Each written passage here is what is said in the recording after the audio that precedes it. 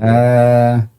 Ya, kita sekarang ini ada 3 sekolah atau 3 madrasah. Masya Allah. Satu di Selangor, di Ampang, Mm-mm. namanya Madrasah Tazkiyah yang diberi nama oleh Habib Umar sendiri.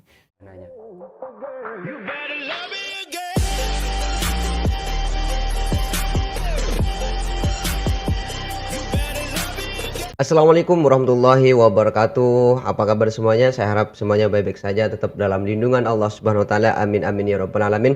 Oke teman-teman, pada kesempatan kali ini seperti biasa kita akan ngaji bareng ya kepada salah satu ustadz, yang mana saya menemukan satu video dan ini sangat menarik sekali untuk kita tonton ya teman-teman. Siapa tahu ini bisa menjadi inspirasi untuk kehidupan kita. Karena di sini tajuknya sangat menarik perhatian sekali untuk saya ya teman-teman. Di sini ada tajuk perjalanan hidup Habib Ali Zainal Abidin Al-Hamid dari Indonesia hingga menetap di Malaysia. Wah, ini sangat menarik sekali untuk saya tonton dan untuk saya ketahui ya teman-teman. Siapa tahu nanti bisa banyak hikmah di dalamnya yang dapat kita ambil, yang dapat kita jadi pegangan hidup ya. Seperti apakah videonya? Seperti biasa, don't go anywhere, stay here and check it out. Di subscribe ya teman-teman ya.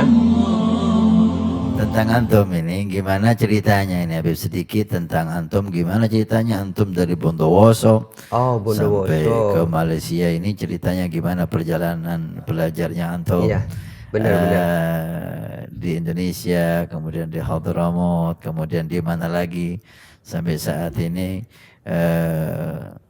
Malaysia mendapat keberuntungan nikmat dengan adanya antum di sana. Mungkin sedikit tentang kisah tentang antum ini. Masya Allah. Ketika dua habib ya, dua ulama bertemu ya.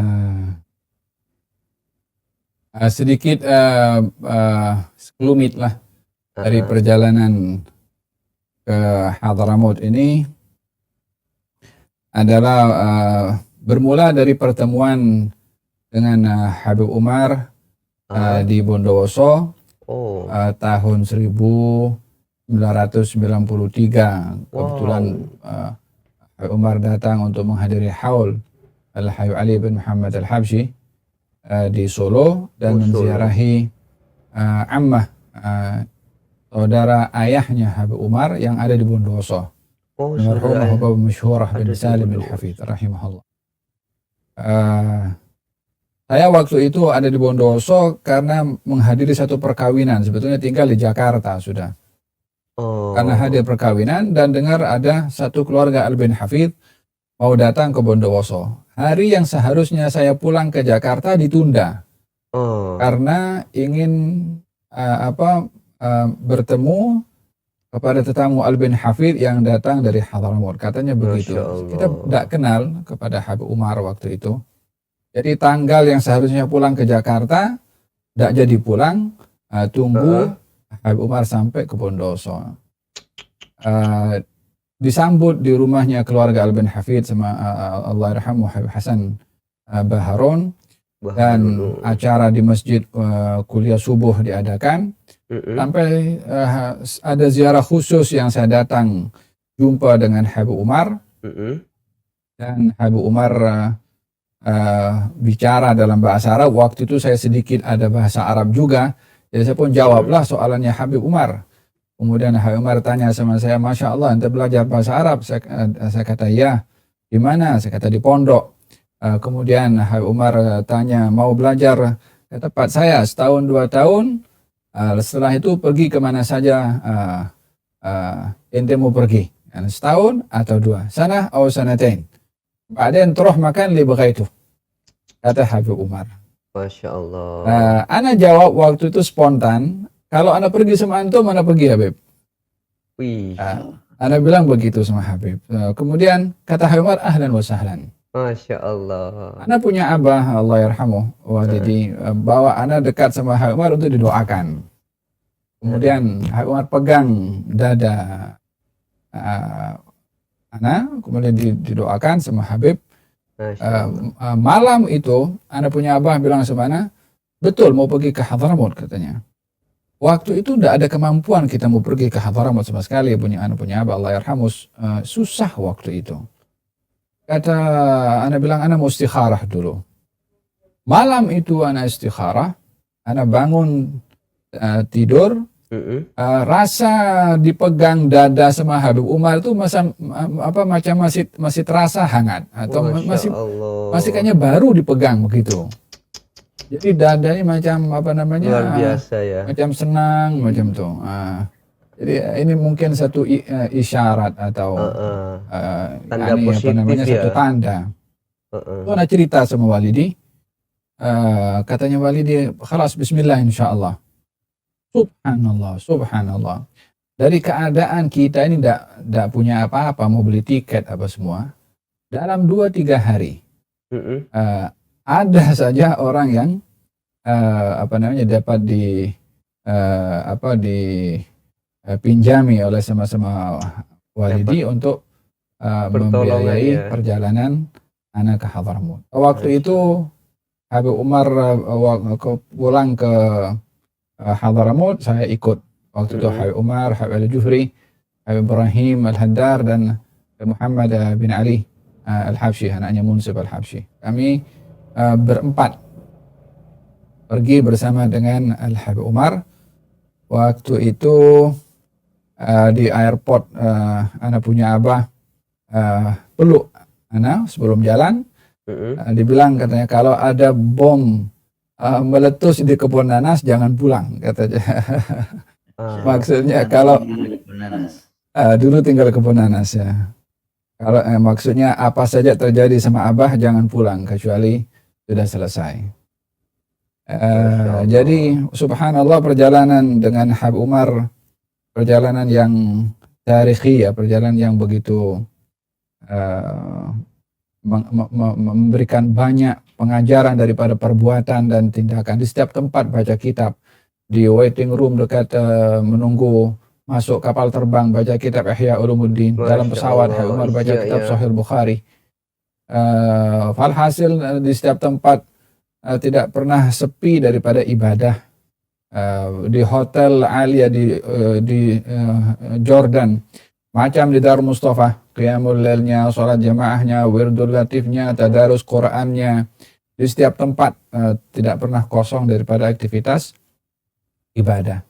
Kemudian satu masa pergi ke satu restoran itu di salah satu hotel, saya masih ingat waktu dihidangkan ayam.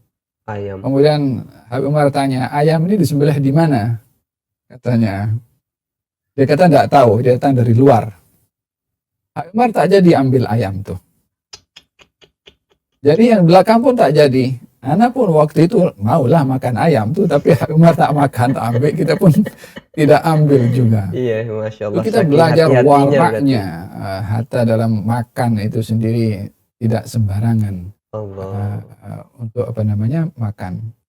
Alhasil sampailah ke Hadramut. Secara ringkasnya, apa yang dikatakan oleh Habib Umar untuk anak tinggal di situ setahun atau 2 tahun, memang tepat di hari anak masuk ke Hadramut.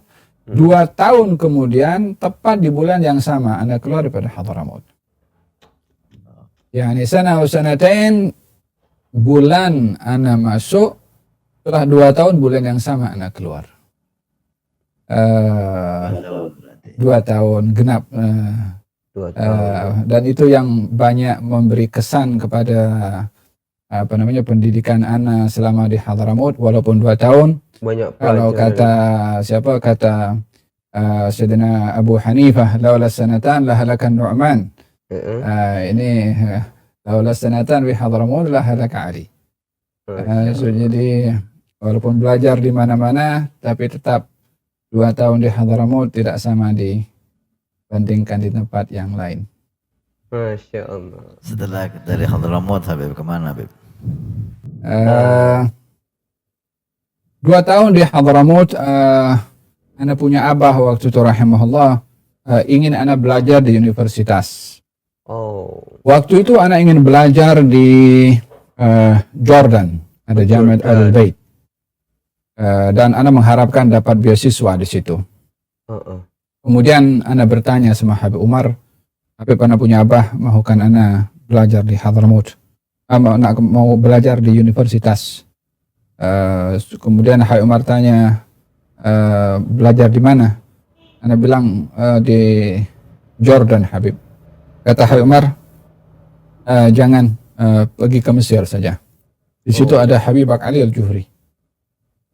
Yani Habib Umar sudah berikan hint pergi ke Mesir untuk tinggal di depannya Habib Ali Al-Jufri. Habib Ali Al-Jufri.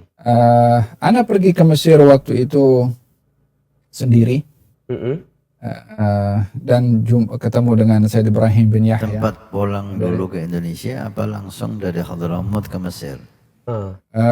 Dari Hadramaut langsung ke Mesir. Tapi ana sempat pulang ke Indonesia waktu mengantarkan ammahnya Habib Umar pulang ke Bondowoso. Ammahnya Habib Umar pulang Bondowoso, setelah beberapa bulan anak pulang lagi ke Hadramaut. Dari Hadramaut itu yang kedua baru anak ke Mesir langsung setelah diberi izin oleh Habib Umar untuk berangkat ke Mesir. Di Mesir anak duduk 5 tahun. Tapi suasana di Mesir itu tidak lingkungan yang ana hidup, lingkungan Hadramaut, lebih banyak waktu di Sahah. Dulu ana pegang Sahahnya Habib Ali Jufri. Dulu Habib Muhammad bin Sumayt yang pegang. Ana pun tidur di situ juga, di gudang di bawah. Suasana di situ pun burdah, maulid, durus, seperti juga di Darul Mustafa lebih kurang. 5 tahun di mana di Mesir. Ana ambil jurusan Tafsirul Quranul Karim, kuliah Usuluddin, dan ana dapat nilai jayyid jiddan, keluar daripada S1 atau LC. Kemudian ana pulang lagi ke Hadramaut. Dari Mesir ana kembali ke Hadramaut. Masya Allah. Ana tanya sama Habib, kemana ana patut pergi Habib? Habib Umar tanya, rancangan ente mau kemana? Dia bilang mau sambung master Habib. Di mana mau sambung master? Di Malaysia. Waktu itu Universitas Islam Antarabangsa atau UIAM cukup terkenal di Timur Tengah, termasuk di Mesir juga. Ana rasa ini dekat dengan Indonesia, jadi ana pilih untuk dekat dengan negara asal supaya bisa pulang balik. Kemudian Habib Umar beritahu semana, marhaba, jawir Habibak Ali, katanya. Habib Ali Jufri waktu itu ada di Hadramaut di Mesir, di mana di Tarim, karena Habib Ali mungkin banyak pengetahuan tentang universitas. Jawir Habibak Ali. Saya pergi jumpa Habib Ali, bicara sama Habib Ali, diberikan beberapa pandangan. Akhirnya ana juga ambil pandangan itu untuk sambung belajar di UIA tahun 2002. Nah, ana datang Malaysia 2002, sambung belajar di Universitas Islam Antarabangsa, ambil jurusan Al-Quran was Sunnah, Quran was Sunnah, dan teruskan ambil jurusan Al-Quran atau Tafsirul Quran, master. 3 tahun ana selesai. Selepas awalnya ana belajar bahasa Inggris dulu, kemudian ambil master, dan juga selesai. Sempat mengambil PhD, sudah tinggal tesis, tapi sudah mulai sibuk yang terlalu banyak. Jadi belum kesampaian untuk nak menyelesaikan tesis untuk PhD atau doktor. Tapi dari satu sisi ada panggilan daripada Universitas Al-Fatani di Thailand yang memberikan kepada Fagir darjah kedoktoran, yakni atau hadiah kedoktoran di Universitas Syekh Daud Al-Fatani di Thailand. Ini lebih kurang, dan sampai sekarang menetap di Malaysia. Alhamdulillah, di negara yang cukup baik, maju, dan negara yang teratur, mengambil berat tentang kemajuannya dari berbagai macam bidang, termasuk dalam bidang dakwah dan ilmu agama, sehingga berpeluang di Malaysia untuk berkhidmat, menyebarkan ilmu dan dakwah sampai sekarang dari 2002 sampai 2021. Masya Allah. Katanya ada pondok antum bina di Malaysia. 2002 sampai, wow, lama banget.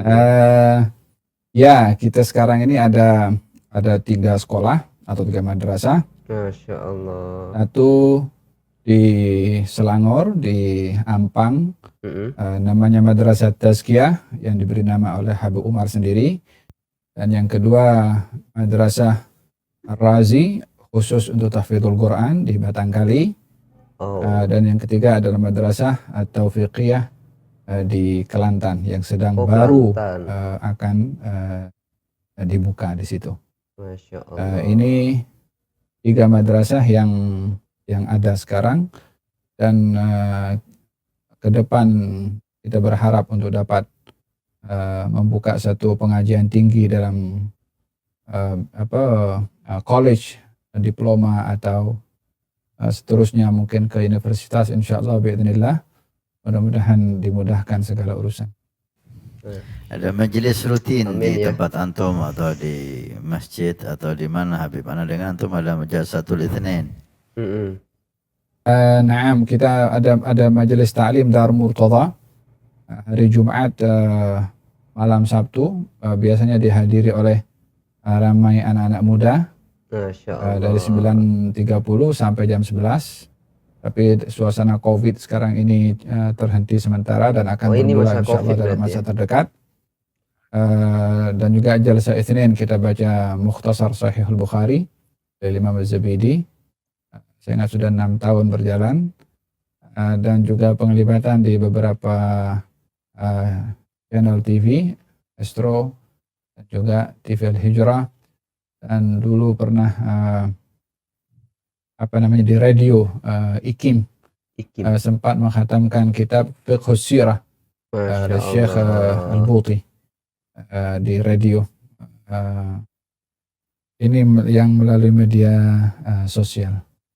Selebihnya hari-hari ada saja kegiatan lah, burdah dan malam Jumat Maulid di Musalla Al-Abrar San Taufik dan macam-macam. Yayasan Riayah juga. Insyaallah setelah ini ada tambahan kegiatan di TV Al-Wafa tadi, Habib. Insyaallah. Selagi ada peluang untuk kita berdakwah, kita berdakwah. Iya betul. Udah ya. Masya Allah, itulah tadi ya, sangat luar biasa sekali perjalanan Habib Ali Zainal Abidin ini ya teman-teman. Dapat saya tarik kesimpulan tadi dari perjalanan Habib sampai ke Yaman, terus ke Mesir, terus ke Malaysia, itu satu, dia tetap minta pendapat gurunya loh. Ini hal yang sangat luar biasa sekali. Karena kenapa? Karena yang jelas kalau sudah untuk awal mungkin ya yang dari Indonesia menuju ke Mesir, menuju ke Tarim, Yaman ya kan, itu mungkin bisa secara spontan ya udah kalau saya bersama Habib saya mau ikut ya kan. Terus setelah belajar di sana 2 tahun, terus habis itu dia tetap mau minta pendapat Habib itu gimana. Sampai dia itu yang awalnya mau kuliah di Jordan, itu pasti persiapannya matang banget, pasti keinginannya kuat banget gitu kan. Karena itu sudah pasti dipelajari Jordan itu seperti apa kan gitu kan. Tapi karena tidak sesuai dengan penemuan gurunya atau pendapat gurunya, maka dia tetap kuliah di Mesir. Masya Allah, habis di Mesir bukannya dia langsung hidup semena-mena, langsung tinggal ke Indonesia lagi dan lain sebagainya, tapi beliau tetap sowan lagi kepada Habib Umar untuk menanyakan saya ini harus sekarang mau kemana. terus ditanyakan gini-gini sampai akhirnya kuliah di Malaysia dan sekarang di Malaysia sudah mempunyai pesantren 3 katanya ya. Dan sangat luar biasa sekali. Itu merupakan tanda bahwa Habib Ali Zainal Abidin ini salah satu murid Habib Umar yang mendapatkan barokahnya. Luar biasa sekali ya teman-teman. Saya sempat iri apalagi yang sampai dipegang dadanya yang walaupun bangun tidur terasa masih hangat kayak baru gitu kan. Itu luar biasa sekali. Jadi untuk dijadikan pegangan mungkin untuk kita ke depannya ya. Kita harus punya sosok guru yang mana kita itu segala apa ya, kehidupan ataupun langkah yang mau kita ambil, kita itu harus sowan, kita harus minta pendapat, kita harus minta saran lah kepada tokoh itu ataupun guru kita ya, Masya Allah. Dan tidak tidak salah sama sekali ketika kita mengikuti perintah guru walaupun tidak pernah sesuai dengan otak ataupun isi pikiran kita ya teman-teman. Masya Allah, itu pelajaran yang sangat berharga yang saya ambil dari perjalanan hidup Habib Ali Zainal Abidin dari Indonesia hingga menetap di Malaysia. Masya Allah, semoga kita bisa mendapatkan berokahnya beliau ya. Para alim, para ulama, para habib semuanya. Amin amin ya rabbal alamin. Oke teman-teman, saya kira program Ngaji Bareng pada kesempatan kali ini saya cukupkan. Mohon maaf apabila ada kesalahan. Ihdinas siratal mustaqim. Assalamualaikum warahmatullahi taala wabarakatuh.